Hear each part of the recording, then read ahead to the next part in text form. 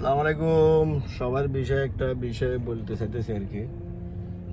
যারা ইলেকশন আসছে, ইলেকশন বানচাল করার জন্য অনেক রকমের পদক্ষেপ নিচ্ছেন, ফেসবুক এবং কি বিভিন্ন জায়গায় করতেছেন, বলতেছেন দেন যাদের মার্কা নাই, একটা বড় দল ছিল, একসময় ছিল, ঐতিহ্যবাহী দল ছিল, তারা দেশের জাতির লজ্জাজনকভাবে বিষয়, তারা হলো স্বৈরাচার, শুরু থেকেই স্বৈরাচার। একটা তো স্বৈরাচার ৭৫-এ মারা গেছে, দ্বিতীয় স্বৈরাচার ২৪-এ বাকি গেছে। তো এদের বিষয় নিয়ে এখন যাদের শিষ্য আছে তারা বাংলাদেশে কেন বসে রয়েছে? উনি তো বলছে দেন আমি যা দিয়েছি ইন্ডিয়াকে, এটা ইন্ডিয়া কখনো বলতে পারবে না। তো তোমরা ইন্ডিয়া চলে যাও,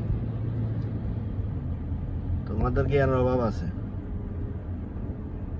বুঝছো? বলার কিছু নাই।